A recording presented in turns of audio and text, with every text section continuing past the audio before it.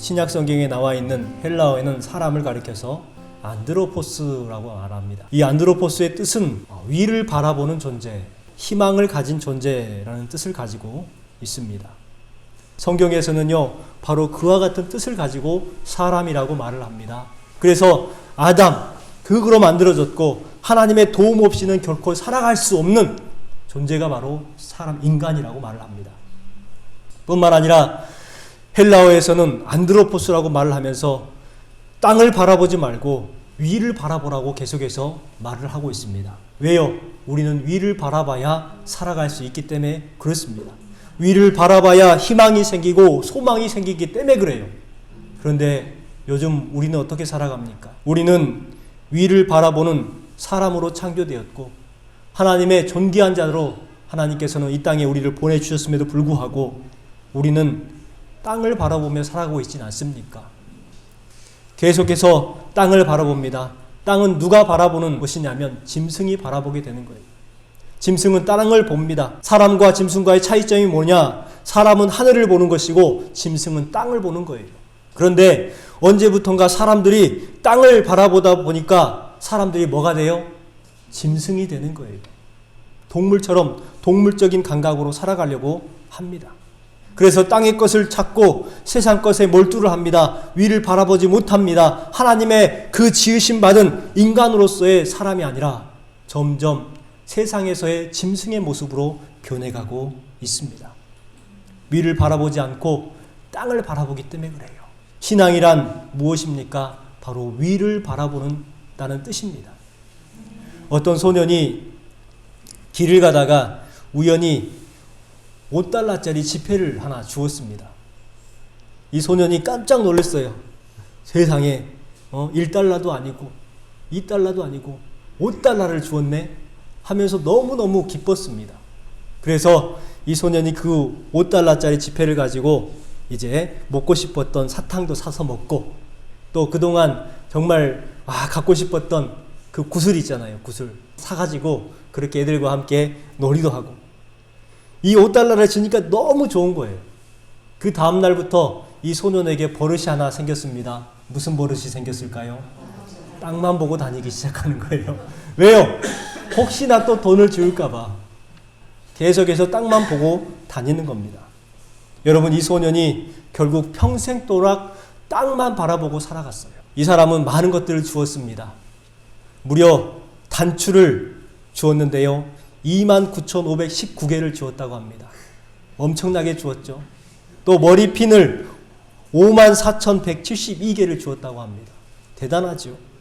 동전도 수천 개, 또 반짝거리는 구슬도 3만 개를 주었다고 합니다. 여러분, 그것이 전부였어요. 땅만 바라봤는데 자질구레한 것들만 그렇게 쌓이더랍니다. 자신의 주머니는 늘 자질구레한 것들로 가득해요. 정말 있어야 될 것은 없는 것이죠.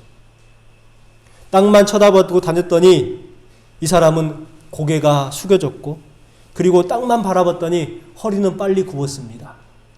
그리고 얼굴은 늘 울상이었어요. 왜요? 오늘 또 돈을 줍지 못했구나 라는 그러한 심령 가운데 마음이 우울했습니다. 이 노인이 그동안 웃는 적을 주변 사람들이 한 번도 보지 못했대요. 왜요? 땅만 바라보니까 그렇다는 거예요. 여러분, 얼마나 슬픈 이야기입니까? 능력의 하나님이 계시는데 그 하늘을 쳐다보면 되는데 그 하늘을 쳐다보려 하지 않고 땅만 바라보고 살아가는 것. 하나님의 능력을 경험하려면 안드로포스와 같이 위를 바라보면서 또 위를 바라보고 희망을 갖는 삶을 살아가야 되는데 짐승처럼 땅만 바라보고 살아간다는 것. 얼마나 안타까운 사람입니까? 여러분, 그 사람이 혹 우리와 같지 않습니까? 우리가 그 사람처럼 땅만 바라보고 살아가고 있지는 않습니까? 여러분, 반드시 안드로포스들이 되시길 바랍니다.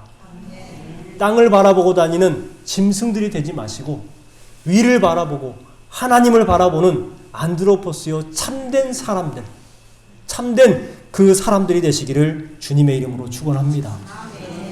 히브리서 11장에는요 위대한 믿음의 영웅들이 등장을 해요.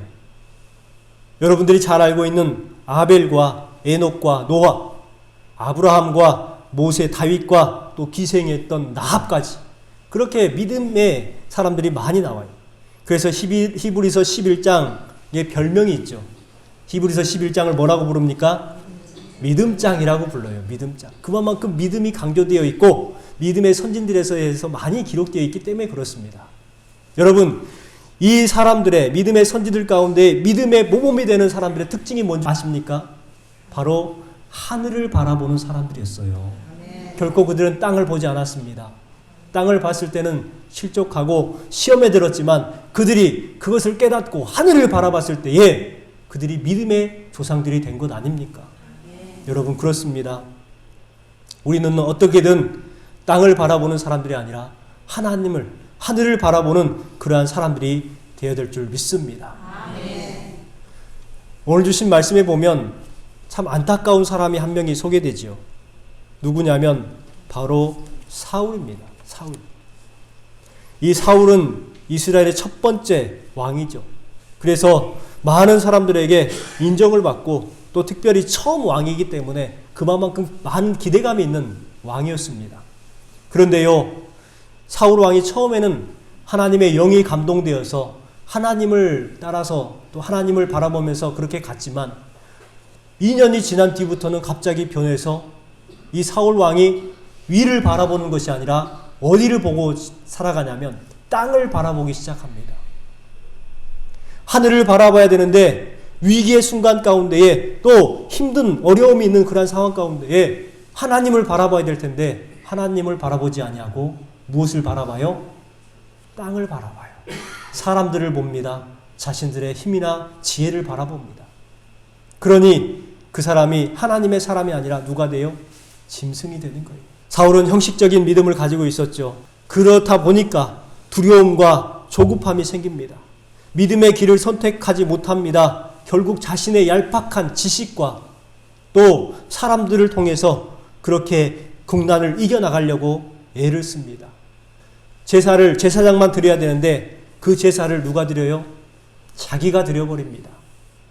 시간이 없다는 거예요. 지금 앞에 적군들이 많고 또 사무엘은 아직 안 왔고 그러니까 어쩔 수 없이 내가 제사를 드렸다고 말을 합니다. 과연 어쩔 수 없었을까요? 하나님의 때를 기다려야 되는데 하나님의 때를 기다리지 못하는 조급함이 사울에게 있었다는 것입니다. 여러분, 이 조급함이 사울에게만 있을까요? 우리에게는 이 조급함이 없습니까? 우리도 수많은 조급함 가운데에 기다리지 못하고 일을 그르치는 경우가 우리의 삶을 돌아보면 얼마나 많습니까? 조금만 더 기다리면 될 텐데, 조금만 더 기다리면 될 텐데. 그러지 못해서 조급해서 기다리지 못하고 일을 그르치는 경우가 얼마나 많은지요. 여러분, 이 사울왕은 왕이 된 후 2년이 지난 후에 하나님 앞에 묻지 않고 그렇게 행함을 통해서 결국은 이 사울이 하나님의 그 벌을 통해서 더 이상 왕위에 머무르지 못합니다. 여러분, 진짜 믿음은요, 위기에 처해 있을 때에 내 믿음의 흠을 살피고 혹 내게 문제가 없는가, 내가 혹시 불순종하는 모습이 있지 않은가 나를 살피고 그리고 나서 하나님을 붙들고 신뢰하면서 하나님의 때를 기다리는 것이 진정한 믿음의 사람입니다. 이것이 진짜 믿음이에요. 여러분의 믿음이 진정한 믿음, 하나님의 말씀을 붙들고 신뢰하면서 하나님의 때를 기다리는 온전한 믿음이 되시기를 주님의 이름으로 축원합니다. 오늘 말씀의 배경도 그와 같은 내용입니다. 이스라엘과 블레셋이 전쟁이 임박했어요. 당시 이스라엘 왕 사울의 소집령을 받고 나서 이스라엘 사람들이 전에와 같이 구름대처럼 몰려왔습니다. 그런데요, 자신들은 싸울 수 있는 무기가 없는 거예요. 집에 있는 농기구를 들고 나옵니다. 블레셋은 어떻습니까? 무려 병거가 3만, 마병이 6천이요, 백성들은 해변에 모래알같이 많았다고 말을 해요. 수적인 열세였고 무기는 형편이 없습니다. 절박해 있기 때문에 그들은 굴에 숨고 수풀에 숨고 바위 틈에 숨고 은밀한 곳에 숨습니다. 웅덩이에 숨어 있어요. 그리고 어떤 사람은 요단강을 건너서 다른 지역으로 도망가 버립니다. 다 흩어지고 난 후에 사울 왕에게 남은 사람들이 몇 명이라고 기록되어 있냐면 600명밖에 되지 않았다고 기록합니다. 600명. 사울 왕을 비롯한 이스라엘의 모든 백성들은 블레셋 족속들 때문에 지금 현재 두려움에 사로잡혀 있습니다. 싸울 용기도 나지 않고 낙담되어 있습니다. 두려움에 사로잡혀 있기만 합니다. 이때가 뭔데요? 이럴 때에 어떻게 해야 돼요? 위를 바라봐야 되지 않겠습니까? 위를 바라봐야 되는데 위를 바라보지 않아요. 계속해서 블레셋 군대만 쳐다보고 있습니다. 숨어 있는 거죠. 싸울 의지가 전혀 없는 것이죠. 3절에 보면 갑자기 한 사람이 소개됩니다. 누구냐 하면 아히야는 에봇을 입고 거기 있었으니 그는 이가봇의 형제 아히두비 아들이요 비느하스의 손자여 실로에서 여호와의 제사장이 되었던 엘리의 증손이었더라. 이렇게 말을 하고 있습니다. 갑자기 문맥의 앞뒤가 흐름이 맞지 않게 갑자기 한 사람이 소개되고 있는데 그 사람이 누구냐면 바로 제사장이라는 거예요. 특별히 그 사람이 제사장이 지금 뭐를 입고 있어요? 에봇을 입고 있어요. 지금 현재 사울이 한 가지 놓치고 있는 것이 있죠.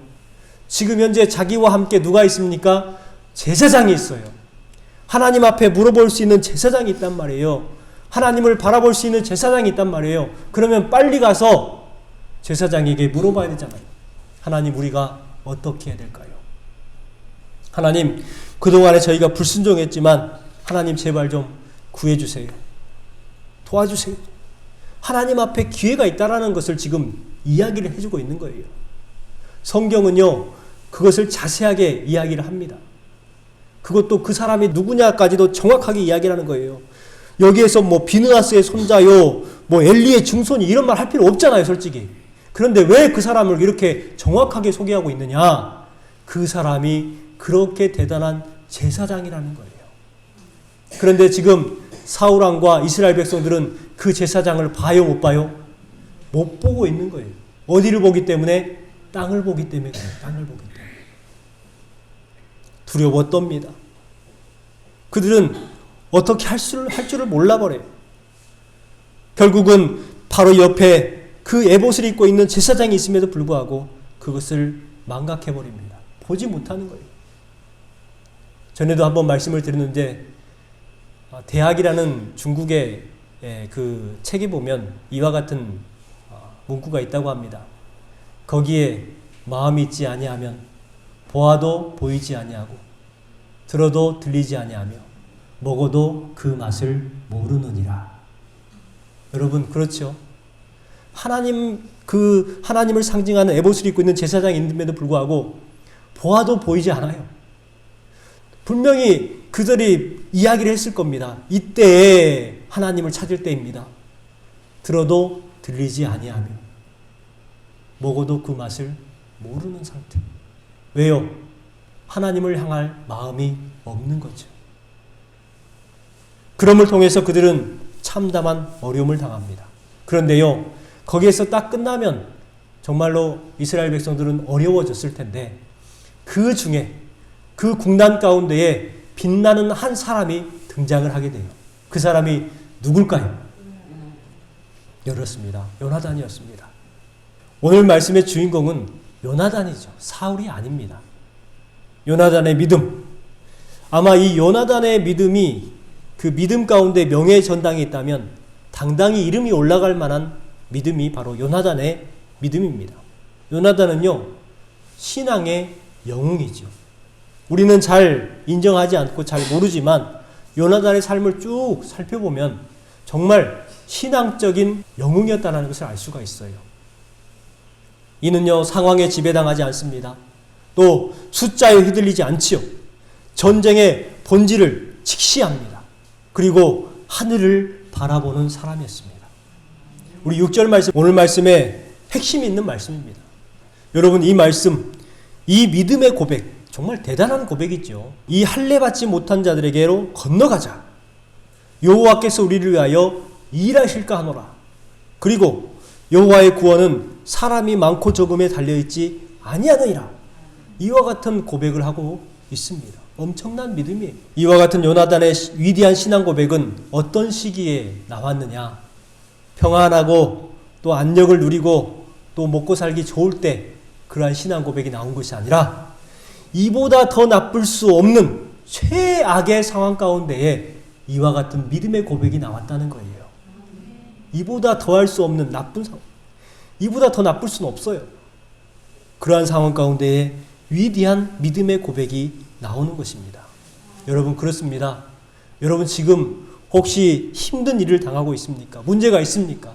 그렇다면 그때가 바로 여러분의 신앙을 온전히 고백할 수 있는 때예요. 하나님을 사랑함을 고백하고 하나님의 역사하심을 인정하는 그러한 때가 바로 그 때인 것입니다. 누가 봐도 최악인 상황 가운데에 요나단은 남들과 다른 것을 봅니다. 남들과 다른 것들을 보고 남들과 다른 것들을 생각하고 남들과 다르게 행동을 합니다. 이것이 중요하죠. 여러분, 남들과 다른 소망을 붙든 사람이 바로 요나단이었어요.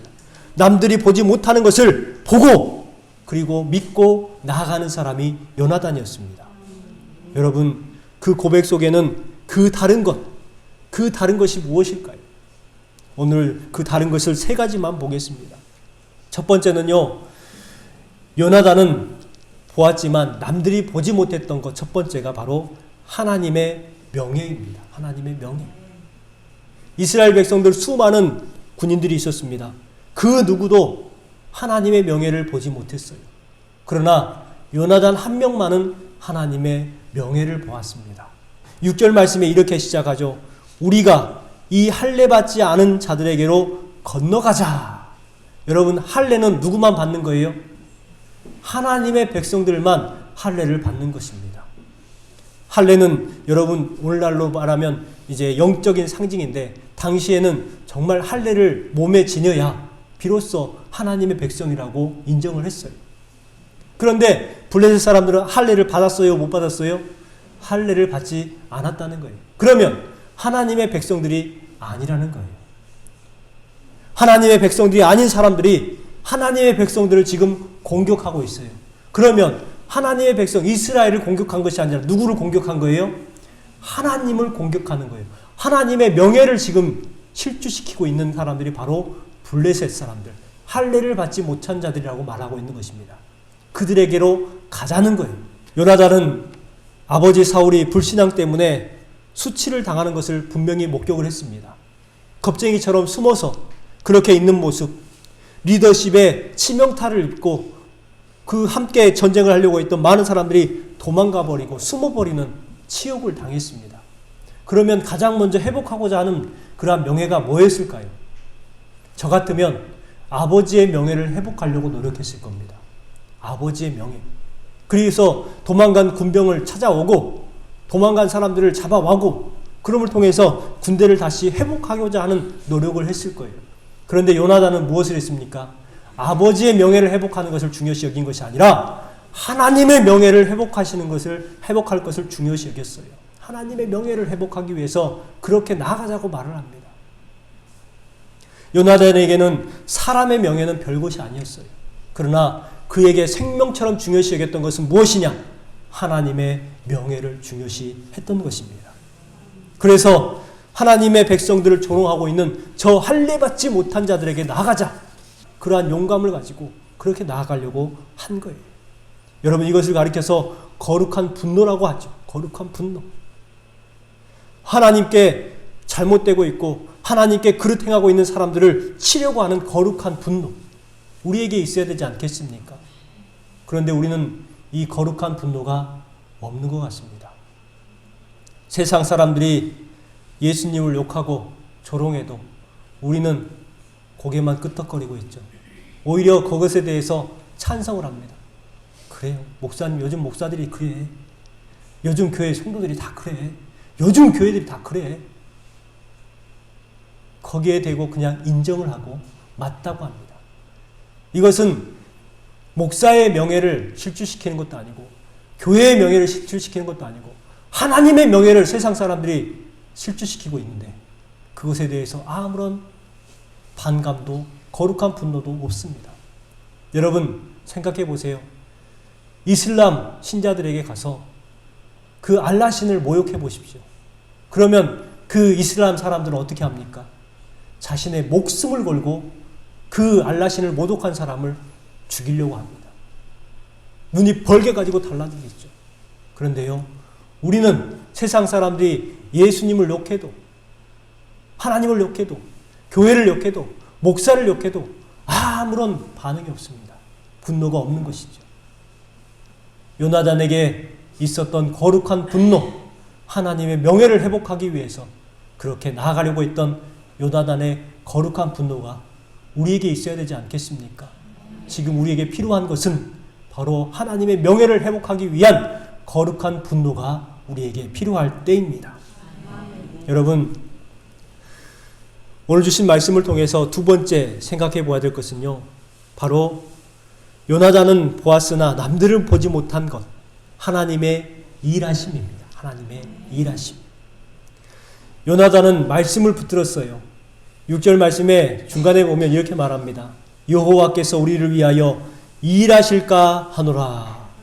여호와의 구원은 사람이 많고 적음에 달려있지 아니하였느니라. 이렇게 말씀하고 있습니다. 하나님께서 일하실까 한다. 이렇게 말을 하고 있어요. 왜요? 여호와의 구원은 사람의 많고 적음에 달려있지 않다는 것을 요나단은 믿었기 때문에 그렇습니다. 이것은요, 하나님의 말씀을 붙드는 거예요. 요나단은 자신이 처한 불리한 조건을 주목하지 않았습니다. 자신을 택하신 하나님을 주목했어요. 하나님을 바라봤습니다. 하나님께서 일하기 시작하십니다.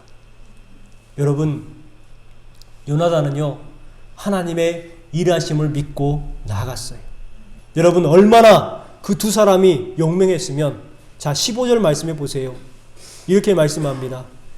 들에 있는 진영과 모든 백성들이 공포에 떨었고 부대와 노략군들도 떨었으며 땅도 진동하였으니 이는 큰 떨림이었더라. 여러분, 분명 말씀하잖아요. 누가 일하신 거예요? 하나님께서 일하셨다는 증거지요. 사람이 했다는 것이 아닙니다. 마지막으로 세 번째, 요나단은 보았고 다른 사람들은 보지 못했던 세 번째는 하나님의 방법입니다. 하나님의 방법. 우리 10절 말씀 함께 한 목소리로 읽겠습니다. 성경책을 보시고 함께 읽겠습니다.